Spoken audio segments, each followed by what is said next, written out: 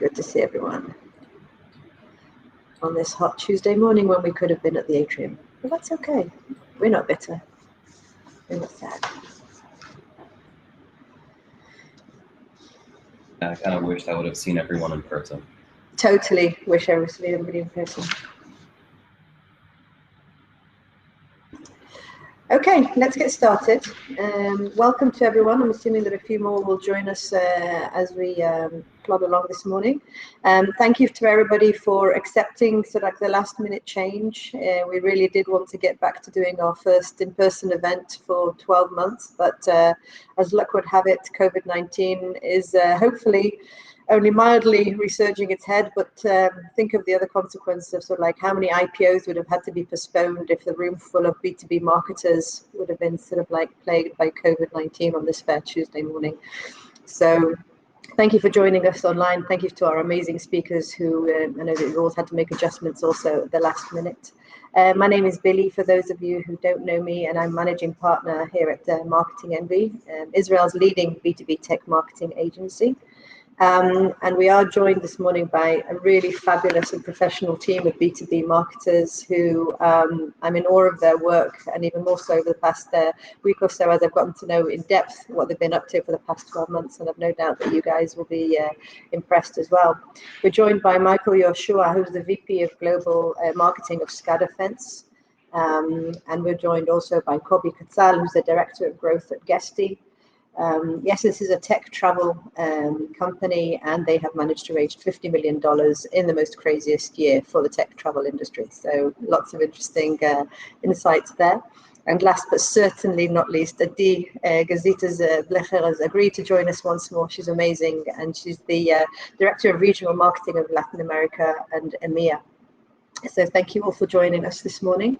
The order of this shorter, condensed and online morning is going to be more or less like this: 10 minutes each presenting really the three things that they've adopted over the past 12 months, the three things they're dropping like a ton of hot bricks, and why. So that's literally 10 minutes each. And then following that, we're going to have an interesting panel discussion with everybody. I can already tell you that there are a couple of points of contention, something that Kobi swears by, and Michael would rather chop off his hand rather than continue with it. And likewise for Adi. So I've already picked up on a few points that are really points of contention. So it's going to be a really interesting discussion. Anybody who wants to ask questions, there is the chat button on the left. So please feel free to ask questions on the left. And we've got Gemma here who's moderating everything, and she can also turn your video on if you want to ask questions in person, well, in person on camera, you know where I'm getting to. So without further ado, I'm going to introduce you to Michael Yoshua, who, as I said, is the VP Global Marketing of SCADAfence today, but little did we know that in the past, Michael was a death metal lead vocalist and also guitarist. I have no picture evidence of this, and now he's also already put up his presentation before I could put up a picture, but maybe I'll find it later, that I think it might be him. But yeah, this is his moment of glory. So Michael, please take it away. Sure, just want to make sure you guys can see my screen. Perhaps put it in presentation mode so we'll see a bit bigger. Yeah, you can see it though? We can definitely see it, yeah. Great, okay, awesome. That's brilliant, yeah. Great. So first of all, thank you everyone for joining us today. For those of you who don't know me, I do marketing for a company called SCADAfence. And we do cybersecurity rather for industrial networks like manufacturing, critical infrastructure, smart cities, basically places where you can't have traditional cybersecurity. It's a very competitive market, many mergers and acquisitions over the years. A lot of companies raised millions, hundreds of millions, and even billions over the last year. It's a pretty crowded market. And I'm going to tell you about three things that we should drop and three things that we should adopt. But I see that we have a lot of skilled marketers in the audience. So I'm actually going to ask you guys, which one are you going to drop and which one are you going to adopt? Remember, one of them here we're keeping and one of them we're dropping like a pile of bricks, as Billy said. So please put it in the comments. Are we putting in Are we dropping social media or are we dropping email marketing? I'll give you guys a second.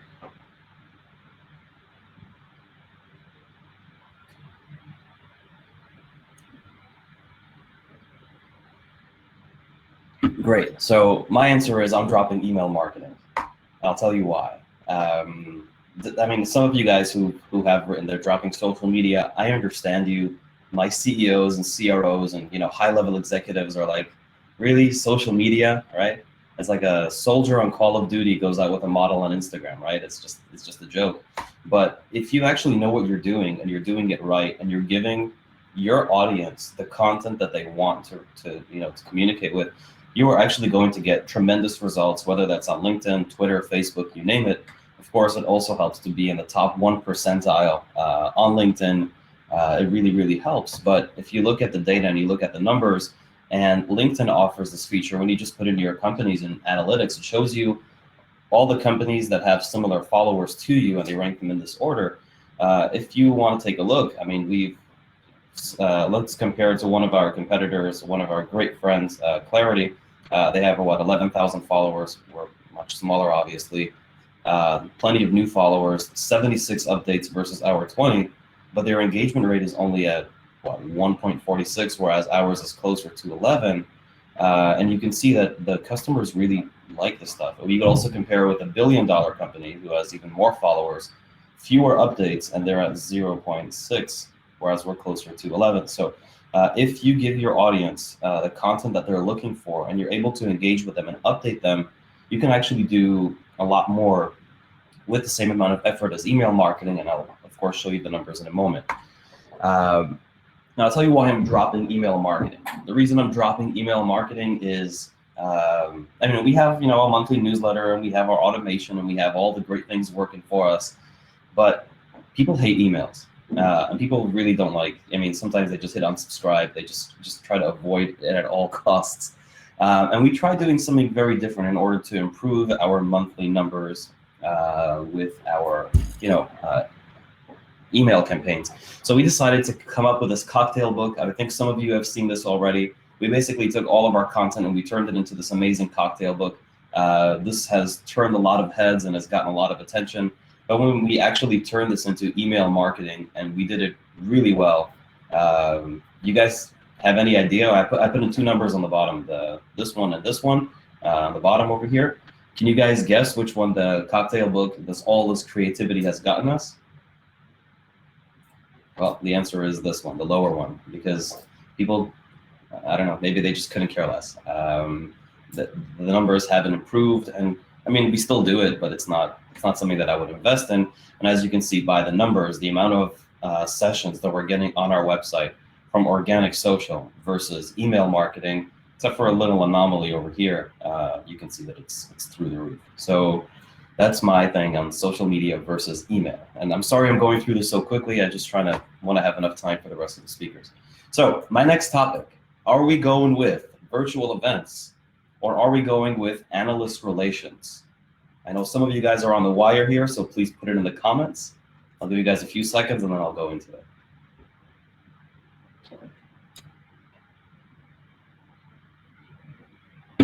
All right, the answer is I'm dropping virtual events and I'm going with analyst relations, and I'll tell you why. I think many of you guys have seen these virtual events and we've done, multiple. They're expensive and they suck.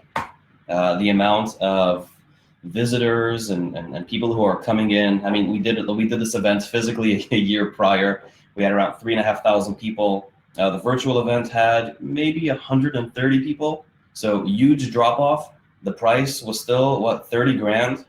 And we had a bunch of zero ROI, these virtual events. And basically we had to do them for the sake of having our logo there and just for the sake of being there. But we knew it's going to suck. And when I'm getting approached to do a virtual event, I say no. So, and this one was supposed to be a physical event for the record. All right. And regarding analyst relations is something that many people get wrong. I can tell you as a marketing department, I can scream from the roof that my product is the best and my company is the best. Nobody cares. No one cares about what you have to say about your company because that's what you get paid to do.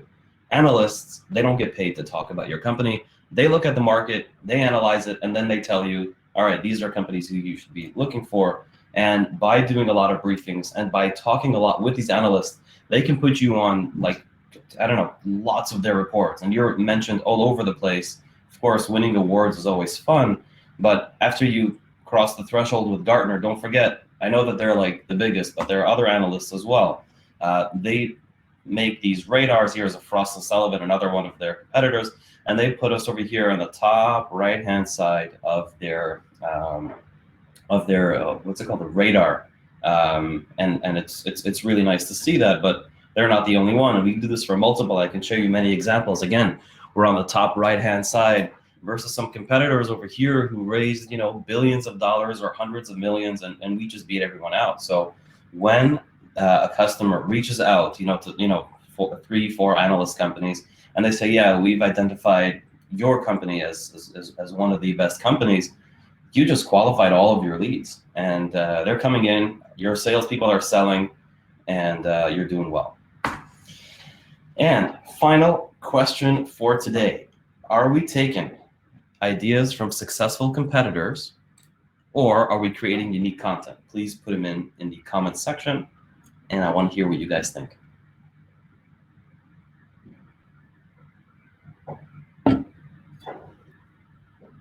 All right, see, many of you guys are getting this right. The answer is create unique content. All right, and I'll share some examples with you. At one of my previous cybersecurity companies, we were a deception company. What we did was we wanted to do something pretty unique and different, and we worked in healthcare. That was one of our verticals.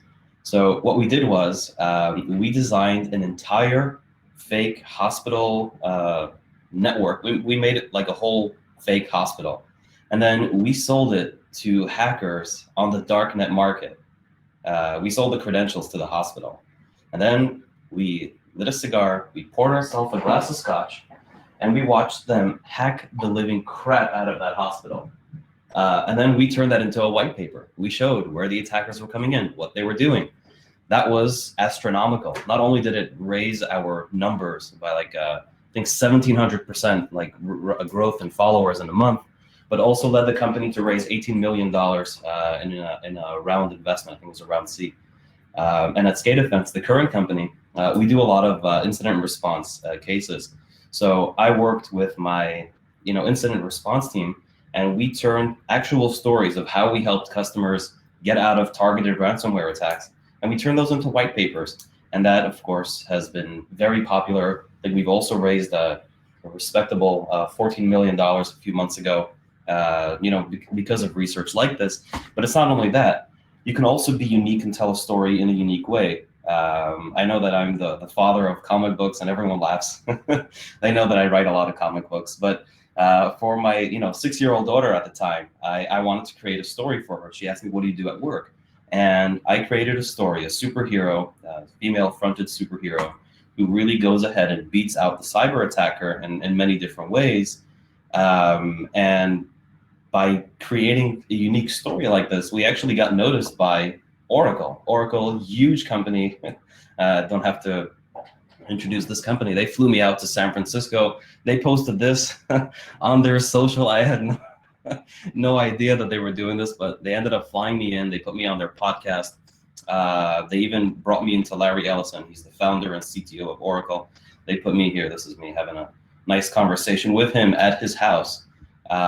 Really, really pushed us forward. Of course, they put us on panels where we've actually gotten customers from. I met with a lot of important people, and really creativity really, really gets you noticed. So if everyone's doing one thing, you don't have to do the same thing just because it's successful. If you copy from somebody, you just blend in, and you want to stand out. So my message to you is be unique, be brave. Yeah, it might not be conventional, it might not be best practices. Who cares? Rewrite the rules. Be yourself, and that's how you'll win. Yeah, that's it. Thank you so much. That was really interesting, and I've already written my my tough questions to you, Michael, later. So be prepared. Next up is Kobi Katzal, who's Director of Growth at Guesty. and he also happens to be the co-owner of Hapoel Petach Tikva. So very impressive. He's not wearing, I think it's red and white, the Hapoel wear. So he's not wearing that today, but we'll believe him. And do you have a picture for us, Kobi? So Hapoel Petach Tikva was relegated to the 3rd division in Israel. So we're not successful. It's a fan-based, well, it's a football team, but it's much more than that. But we're failing so far. So I don't want to say that we've been successful to date, but it's a really great project. You have a lot of potential for growth. You have a lot of potential for growth. Yeah. I do believe that. And it's a great project, and I'm proud to be part of, because of, you don't choose the football team that you like. You get it from your dad. It's kind of like inherited. So that's about that part. And let's dive in a little bit about what we're doing at Guesty. So thank you for the intro. You also mentioned that we raised funding. So I'm also gonna talk a little bit about this in my presentation.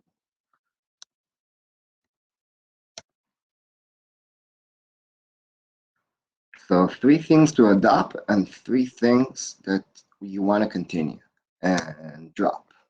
So first thing first, what is Guesty? Guesty is an end-to-end solution for professional and short-term property managers. We work in the Airbnb environment in order to simplify it. We are a software that has a lot of features in it that property management companies can save time with and just focus on growth. And we're trying to be a super brand. We did get 50 million Series B funding right now for a total of 110 million so far. And we're aiming high. At a time that travel was low, we saw different trends in the Airbnb environment where local travel spiked up, and we saw business jumping up. So as far as travel comes in, we only see a bright future. And as far as Airbnb industry and the entire software that's related to it, we only see continuing growth. I wanted to simplify things. So this is just one ad that we're using to showcase one feature, which is guest communication. Guesty is targeting people that have lots of listings. So imagine yourself owning 50 apartments or managing 50 apartments on Airbnb, and you need to deal with guest communication.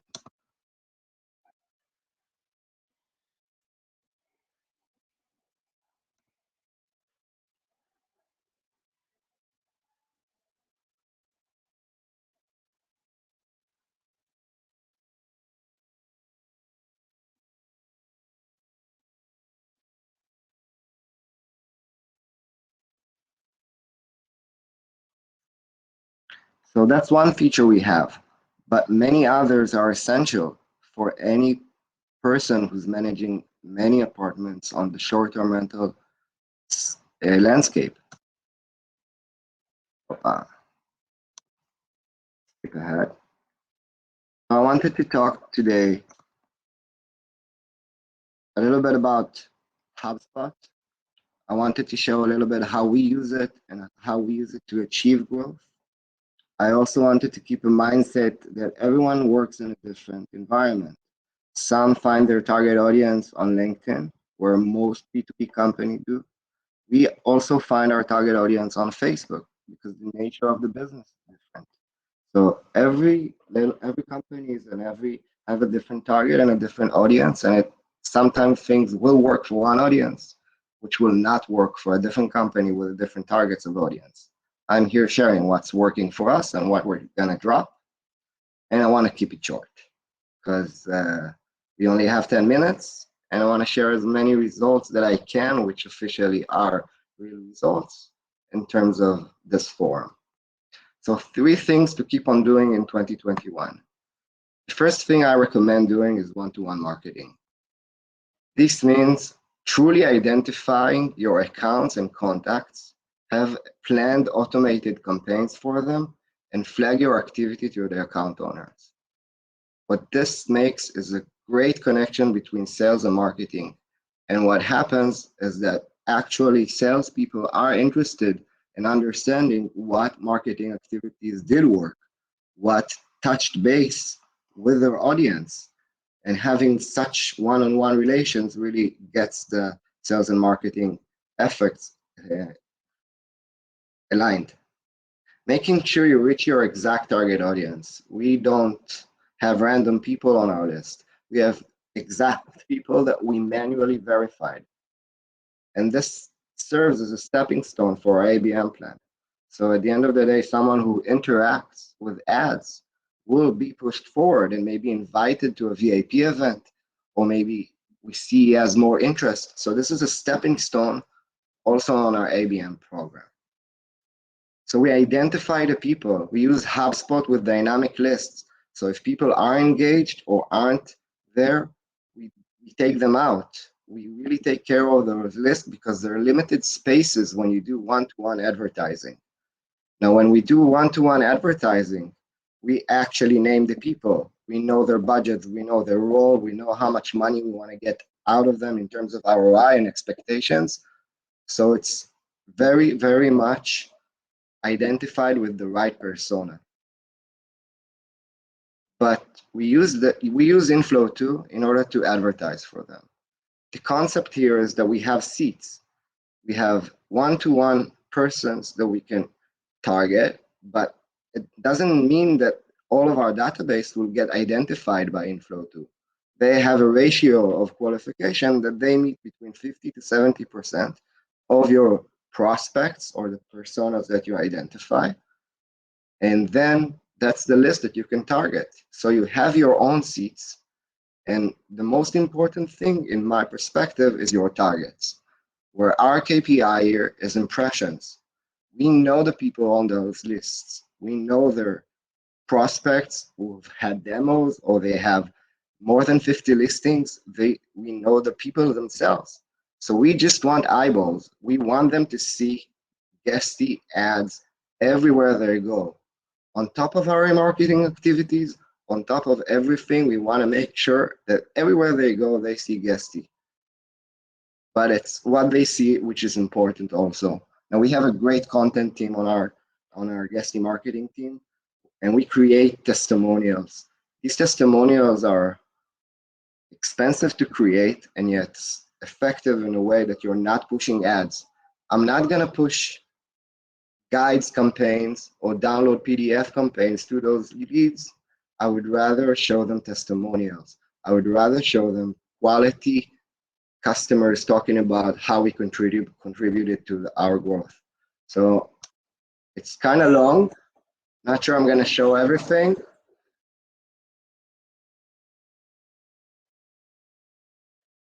Videos are having a hard time playing.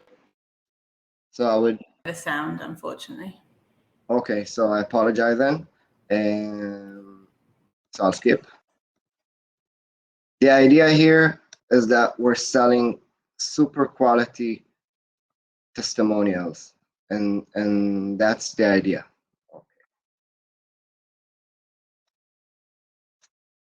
So a second thing that I want to spot on and say to continue doing, and I know we're going to have discussions on it, is online and VIP events. Now, what we're trying to achieve by doing them, and you'll see now, we've done a lot of them. We had more than 10,000 attendees are registered to our events.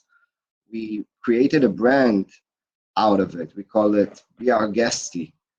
We contributed to our funnels with MQLs, with customers.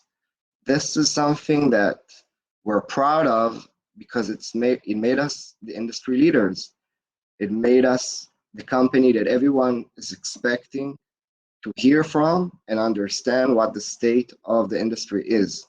So customers of our competitors join our events to learn more.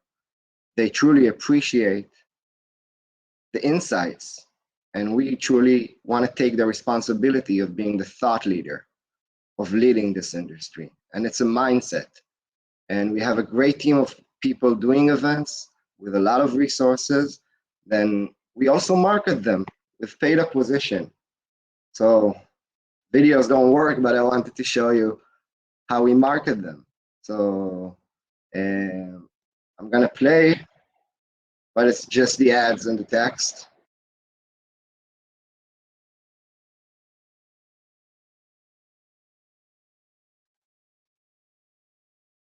We will be sending these videos to you shortly after the event. Cool. So it really contributes to our funnel. It was 20% of our total form submission in 2020. It showed a lot of growth in our activities. We became industry leaders. We had lots of panels and many people from different companies joining it. And we also joined other events. We participated in third parties. So we're talking about virtual events. We also have VIP events that we've created.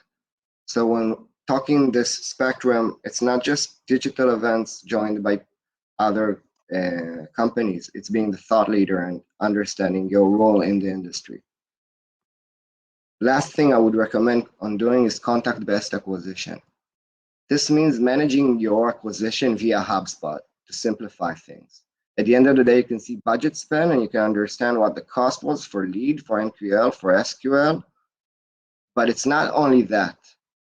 It's about real prospect and not numbers. It's about real attribution that you can understand which people came through it. You make the discussion around contact. You talk about his workflow. You discuss which ad he clicked and what form he submitted, because you worked via your acquisition funnel, via real people. So what I would recommend is we always have this discussion about conversions on Facebook and conversions on LinkedIn, and the numbers don't align. And you see 20 here, but you only see 17 here. So what I suggest and what I recommend doing is that what we're doing, which is trust HubSpot, trust the real people number, go with cost per acquisition based on contacts. You have a list, you can send it then to your SDRs, you can send it to your AEs and say, hey, what about this person? What about Stacy? What happened with her? So these are like 3 things. Now I'll try to move forward a bit faster about the 3 things to stop doing in 2021.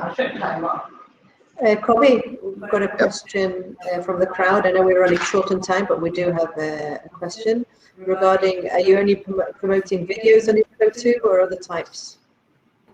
We also promote other types of ads, images as well, but we saw that the most impressions that we got and the most traction was using videos. Cool. So 3 things. So I'll do a recap at the end, and I'll try to keep it fast because we only have a few minutes left. So 3 things to stop doing in 2021.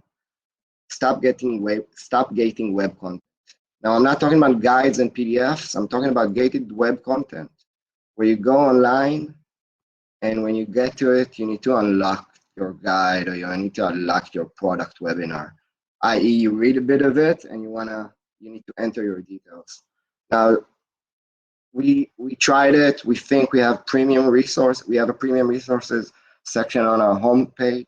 We do write super quality, high-end guides, and that we're very proud of. But in order for them to convert users, they need to work seamlessly as part of the content experience. So web gating is not something that I would still recommend doing. Second thing I wouldn't recommend doing is build SEO projects without a clear conversion strategy. So we built Guestipedia, a section on our website, which is essentially tags and specific terms within the industry that we wanted to rank for, really long tail SEO keywords. And while it has an SEO effect in terms of brand and exposure, when people got to this page, they just had nothing to do, or this leads nowhere. And there's no point in converting people which not necessarily are related to your industry, but you got ranked for a term which can work on different industries. So in that aspect, when we build SEO projects, and we have many SEO projects that we do at Guesty, we first think of the conversions flow and how we get them to our funnel. Lastly, and the last point I would drop, It's not necessarily a drop thing, it's more of a do thing, but dashboards are cool, but don't fall in love with them. Now we have dashboards on Data Studio, we have them on Salesforce, I have cohorts, I have totals, I have funnel reports, HubSpot, Salesforce, I got them all. But I use my Excel in order to actually understand my KPIs, my goals, and where I have drops in the funnel and where I have things to improve on. I keep it manually, do it myself in order to understand the data and understand the gaps. So I recommend not dropping Excel. So you can put it on dashboards are cool, but don't fall in love with them. So that's kind of the point. Still own your own data. Still know every step on the KPI. If you won't know it by heart, not by a dashboard, you won't find the leaks. And our job is to find the leaks. So the 3 things: one-to-one advertising via Inflow2, keep doing online VIP events, be the industry leaders, be the thought leaders, do contact-based acquisition. You can use Facebook, you can use Google. Obviously, you need to send the pixels to them. It's not something to quit or not take interest in, but be focused and minded on a content-based acquisition and understanding who's that contact who came in. Terms of 3 things stop doing is stop gating your website content. Don't build SEO project without a conversion roadmap on them, and love your Excel. Don't trust your dashboards. Thank you so much. Copy, amazing. I've made my notes for the panel session. Everybody else, I suggest you do the same because really good content here. Adi, certainly last but definitely not least. Adi, Director Regional Marketing of Latin America and EMEA at Checkmarx. But in her spare time, turns out that she's a regular Dr. Doolittle. She has a dog who gave birth, and actually you saved one of the puppies. If we have time at the end, we'd love to hear about how you saved the puppy. Was it a matter of like pulling open the mouth and giving them, resuscitation? No, it wasn't the case. Okay, thank you for calming that. But would love to hear your story. Checkmarx has also been through an incredible year. So please tell us. Sure. So let me see. Can you see my screen? Yes, we can. Yeah, we can. Brilliant. So my name is Adi Gazit-Fletcher. I'm pretty sure that most of you are familiar with Checkmarx, and if you don't, this is a shame, and you need to go to the website and read a bit about Checkmarx as a unicorn. To those who don't know me, I'm in the cybersecurity playground for 14 years, and I was asked today to talk to you about my success and things that didn't work for me. And I dropped and recommended you maybe to drop as well. I will try to be as short as possible. So I have only 2 slides with the 3 things that you should drop and 3 things you should adopt. So let's start with perhaps the most essential thing that I would give up is generating leads. Not really. Generating a mass of leads is what I mean. Look, at the end of the day, you need to owe a team that will receive the leads and keeps tracking on them. If you don't have it, you are wasting your budget, and of course, you are garbaging your own CRM system, your Salesforce or whatever you have. I'm always in favor of focusing on quality of leads, and I will tell you in a second on how to do that. Webinars. If you don't have a super exciting topic with some external speaker, Michael said before that you need an analyst. By the way, we have today a webinar with DevOps.com with a unique analyst that are coming from DevOps.com who will, introduce Checkmarx. So someone who has many followers. Don't do a webinar, not around a product and not around features. People will register and attend your webinar only because the topic is around what meets their needs and pains. And another point is about virtual events. I know that we have some different thoughts around that, but sometimes it's so tempting, right? They're offering you to come for free, virtual events, which is big. Your competitor will be there, and just attend. So no, do not do that. Sorry, but it's just a waste of time as well as money, because time is money. And it's wrong to use of your technical people or salespeople that in the end of the day, they need to close deals. Most of the time, I did not come across anyone interested or came to our chat box and raised their hands and asked for seeing a demo, God forbid. So just not.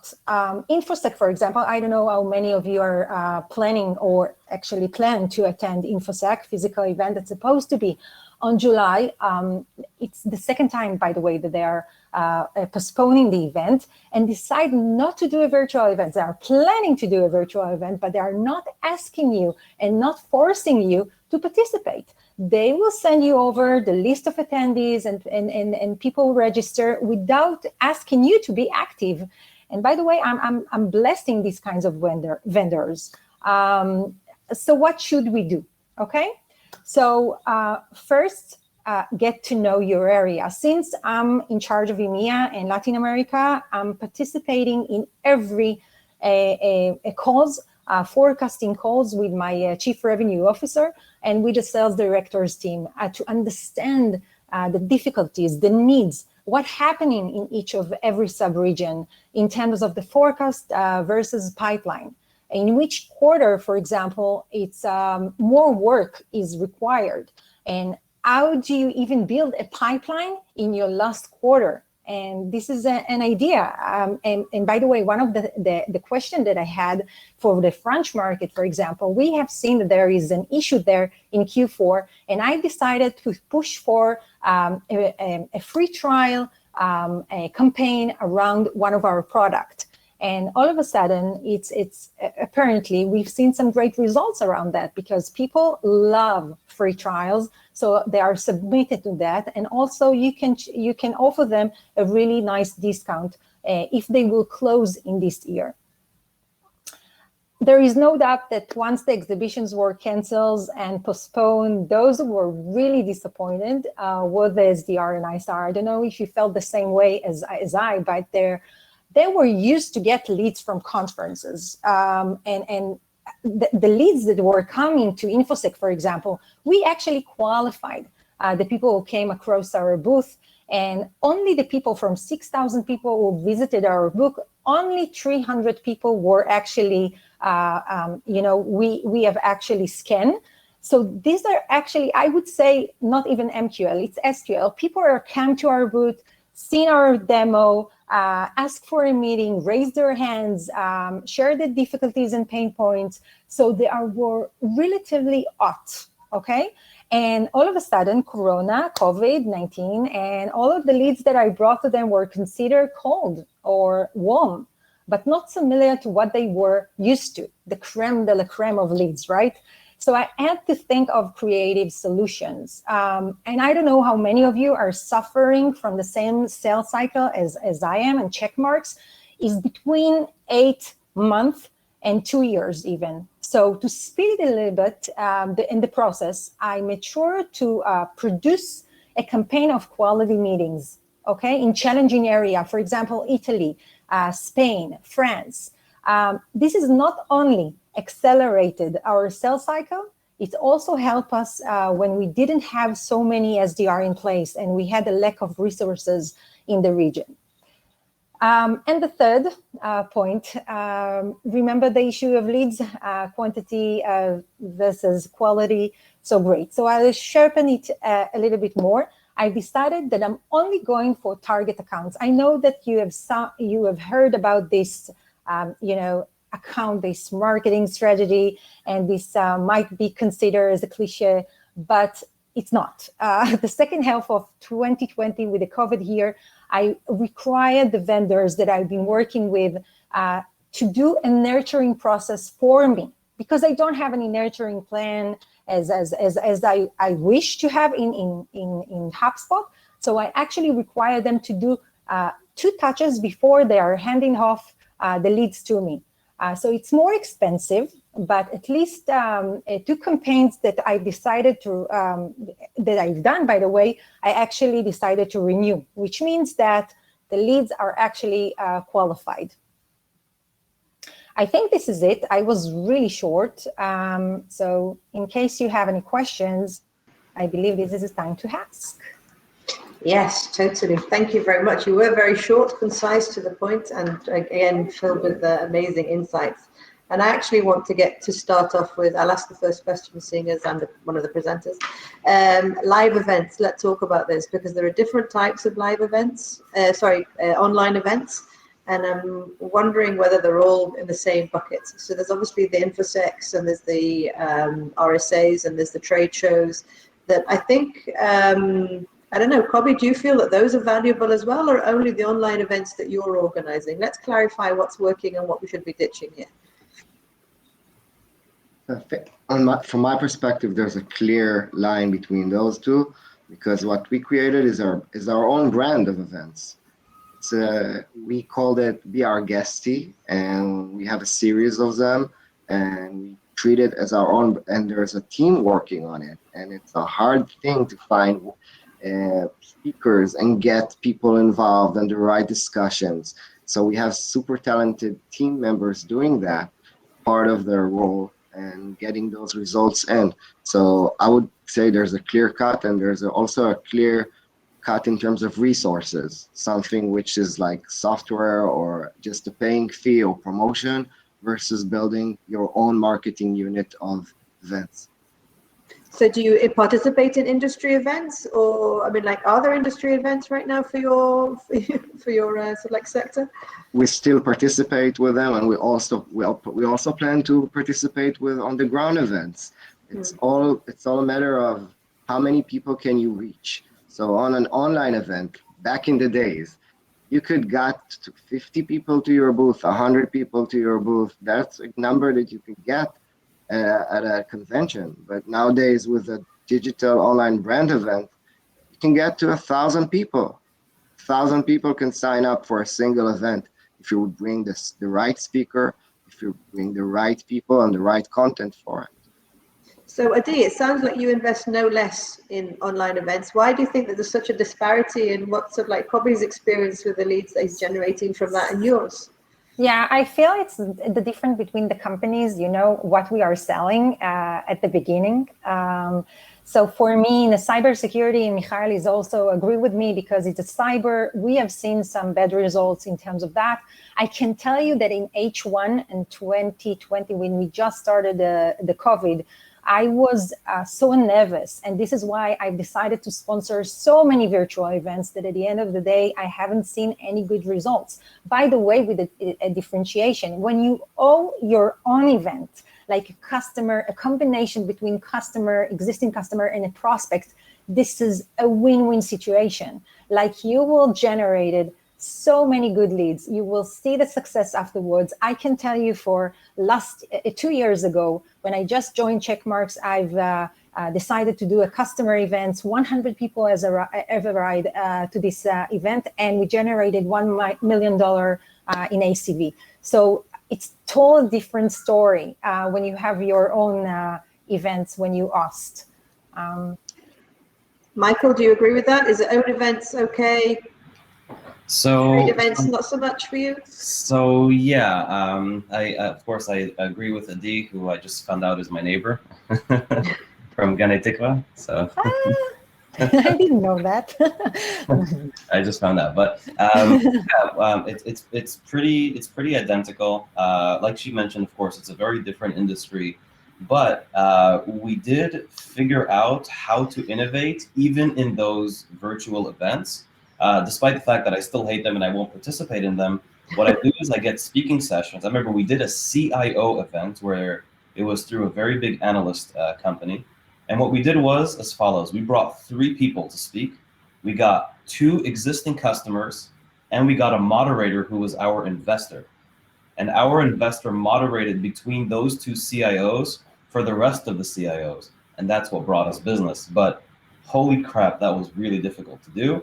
And the second thing that I did was I started ditching virtual events and doing those one-on-one CISO meetings.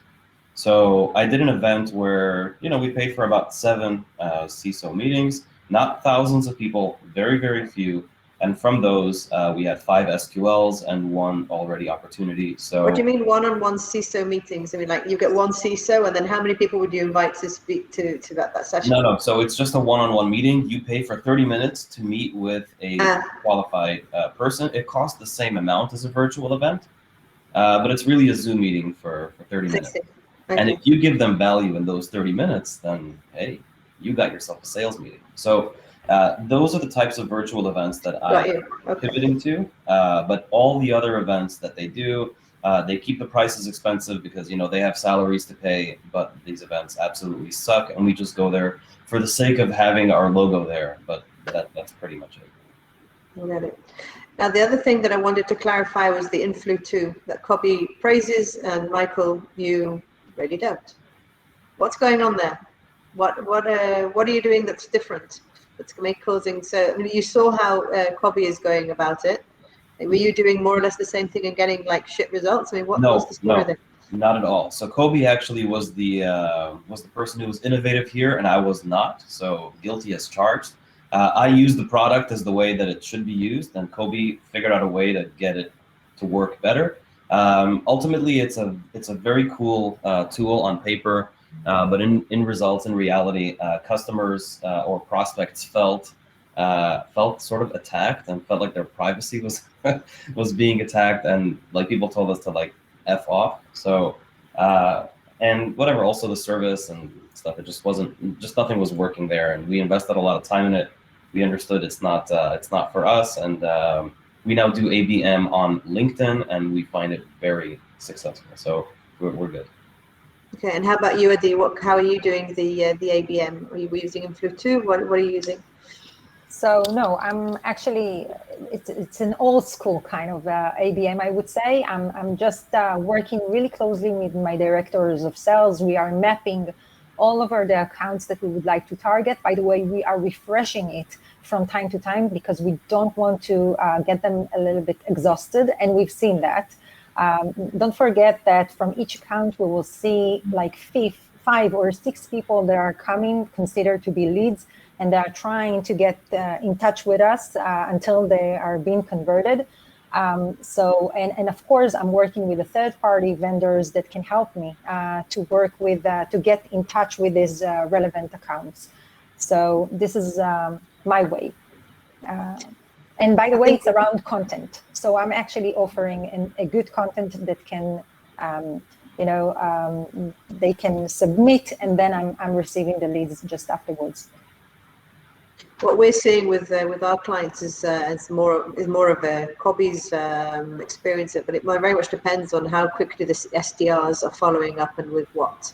So the companies that have got that fine-tuned, then they're really getting value out of Influ 2, and the companies that are not so quick and not so much on the ball with creating different content, yeah, it's very different, very different results across the board. So okay. And one thing that, I can't stand analyst relations, Michael. I just don't get it. I feel like I'm paying bribery to the various big name analyst firms that we won't mention. I know that a lot of our clients feel the same, and it's always should we do the Gartner? Should we pay to Forrester? Should we get that white paper? When we do promote their assets, we get, good returns, but it's still, it just feels bad. So what are you doing? How are you making the most out of your analyst relations? What are you doing differently that makes you sort of get the results out of the analyst relations? So first and foremost, my management hates analyst relations as well. They told me over my dead body, you're not bringing Gartner in here. It's too expensive. We don't have such a big budget. Stop wasting your time. But what I did was, when I first joined the company, instead of sitting down and starting to fix everything on the marketing side, I actually started meeting with customers. I was driving out, flying out. I was meeting with our existing customers, and I asked them, guys, when it's time for you to buy a new technology, what do you do? So he said, well, if I have a friend, I'll phone the friend. If my friend doesn't know, I don't have a choice. I'll call Gartner. I hate Gartner, that tells me the customer. I hate them, but they know the market. So I pick up the phone and ask them, all right, give me the top 2 or 3 companies. Don't waste my time. Who should I speak with? And he told me, Michael, if your name isn't there, I'm never going to hear about you. And then I'm like, okay, I need to do something. And so that's how I started building my relationship with Gartner, with Frost & Sullivan, with all the guys, basically. And what I do is I constantly get them on the phone. I find excuses to get them on the phone. I share with them our latest case studies, and I share with them all the new product features that we do, and I ask them for feedback. It's not like I really give a crap about their feedback. I want them to know about what we're doing. And when I'm speaking with them many times, and my competitors are not, my name starts to float to the top. You can see this influenced in their where they position us as a company. You see where when they speak about us, and when customers come in, like I see this as an organic lead coming in through HubSpot, and then the customer is like, yeah, I come in organically. Gartner told me to come here. I'm like, ooh, interesting.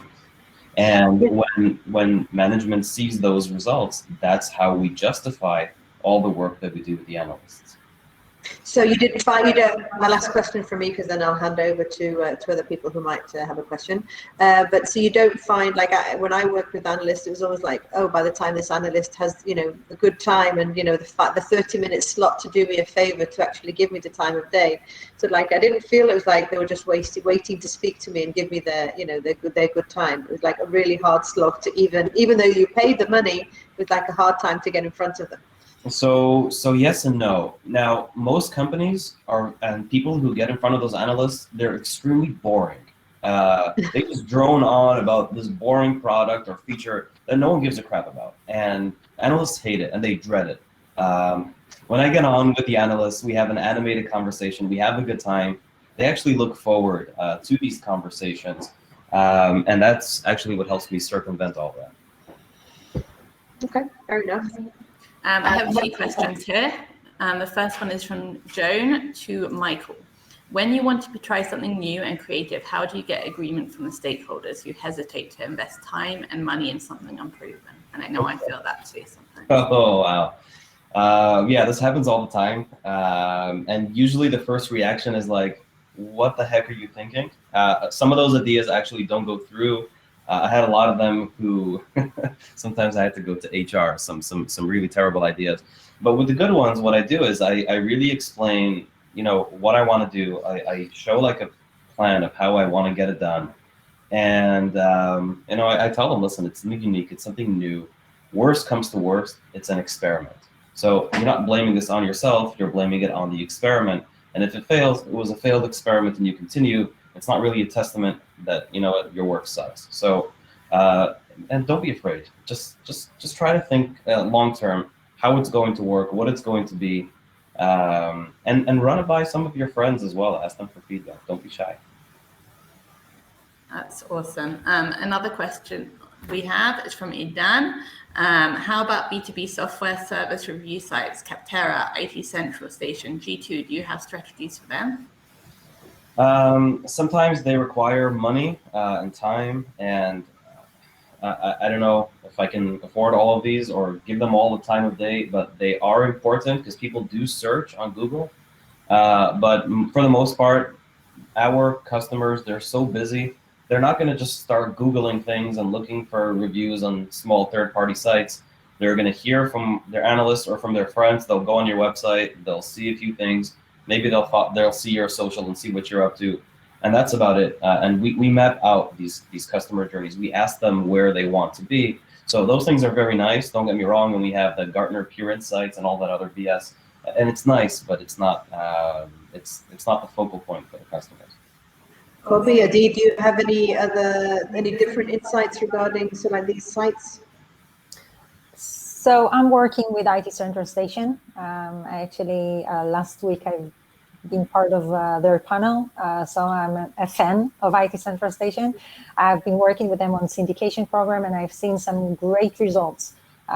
Because again, at the end of the day, people are coming to these sites to see how we are ranked in terms and comparing to our competitors. So I would recommend in this case for IT Central, and of course Gartner Peers, although it's super expensive, but again, people are searching.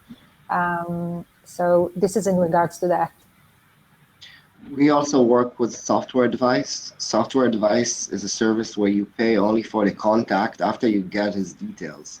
So you can have a discussion, internal discussion, and reject or claim that lead and prospect, and only pay a certain amount paid for it.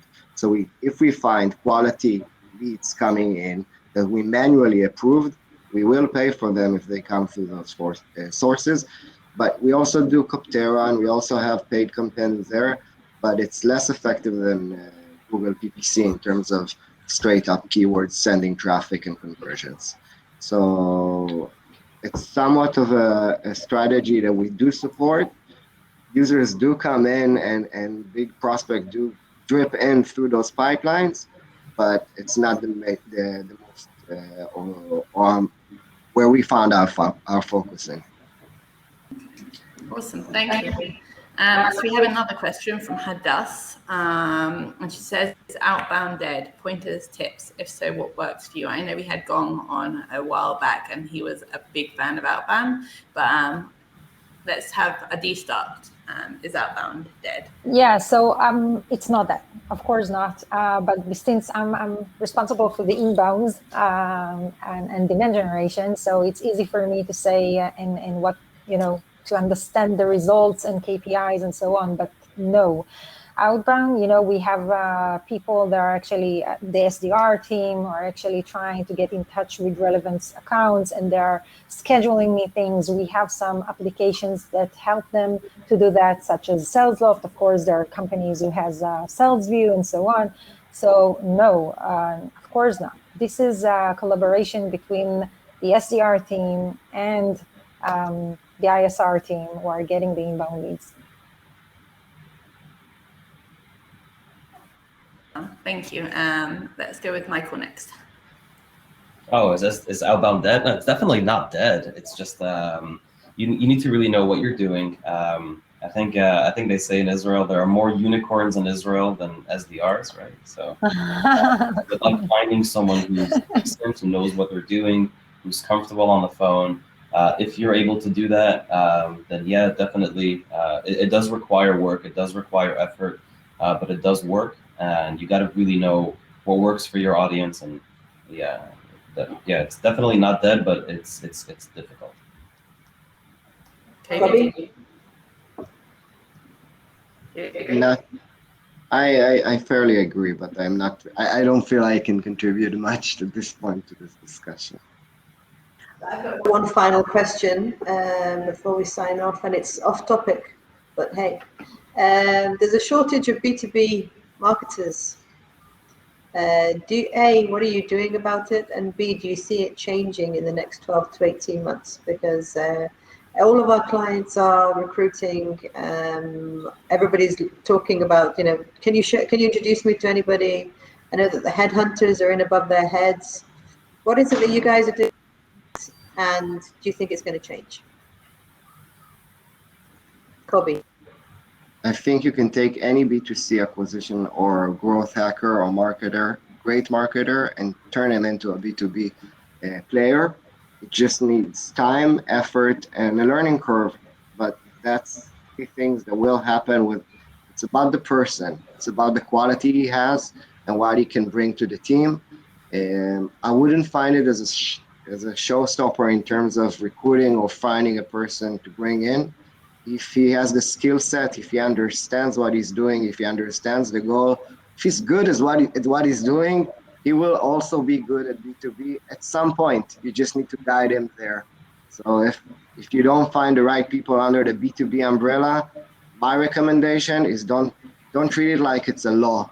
Like find out how much does he know, how much does he really know or wants to learn about B2B marketing. Although I do have an issue with the timelines, because like an average marketer stays in his job for 18 to 24 months. If you're having to invest the time in training from B2C to B2B, then you're like, when do you start to receive the value? But I definitely get your point that there are transferable skills. Yeah. But, Michael, what do you reckon? You guys are not going to like my answer. We had also a shortage for a long time, and what I did was I just worked harder and added more time, working extra hours. Of course, I'm not getting paid extra for it, but we were able to achieve something, astronomical. And yeah, that pretty much was more pressure on me. But what I would recommend to do, and ultimately what I did was, I was looking for gaps, like in my specific department. Like there was one gap that I really needed to fill, something that I was good at, but it was just very time consuming for me. And I hired someone who had that specific skill that I was lacking. And as I added this person into the team, I started adding more things and seeing what this person was able to accomplish. So the core problem I was able to get off of my shoulders, and little by little, I was able to either give this person more tasks and build on that. And if not, I can always hire someone else. You don't have to hire someone who's so senior, but you need people who are like stopgaps at specific departments where, your specific department has a weakness, and that's how you can get a good balance in your department without, over exhausting the resources. Because I'm assuming that you also only have 24 hours in your day, just like everybody else. So there's a limit to how many additional responsibilities you can take on. Exactly. Adi, what are you doing? So I agree with Michael here, and if you remember, I shared with you that I'm the only person, like it's a one-woman show. They're doing actually 360, like everything from scratch. I'm working with the vendors. I'm trying to negotiate within the price, like everything that you can think of, and running the budget and everything. Like I don't have someone at the moment in the UK or in France and so on. So I'm trying to work with an agencies and recruit some people there, but it's super hard because again, I don't have time to sleep. But what I've seen also in the market, of course, the interest, they are interested in recruiting people and marketeers. They are really professional, but in the same time, they are asking like seriously unreasonable skill set of the marketeer. Like they want to recruit someone who is really understanding the product. Also, they can write content. Also, they should be hands-on in PPC and SEO and writing content and so on and forth. So it's sometimes you just, it's a little bit ridiculous. Like they're asking for stars and jack of all trades they're asking for. Yeah, it doesn't make unicorns sense. Exactly. And of course, if there is someone like that, go ahead, but it's super hard. Like if you want to be professional in something, it's more of like that you cannot do demand generation and also do the content writing. So it's doesn't make sense. Totally agree with you. Okay, well, daily basis. Sorry? No, just kidding. Now, we certainly hope that the skills shortage will get better. We don't see it improving much over the next 12 to 18 months, but we're doing our bit in training as many good B2B marketers as possible. Sorry, good is an understatement. They're brilliant, fantastic, amazing people. So hoping for better times on the B2B marketing front. I really want to thank you. I mean, as an online event, this has definitely been one that I've enjoyed so much. Amazing content, amazing speakers. Thank you so much for taking the time. And we'll definitely invite you back, and especially when we do a live event. So thank you very, very much. Thank you. Have a good rest of the day. Us. Thank you. Thank you. Thank you, guys. Bye. Thank you. Bye-bye. Bye, everyone.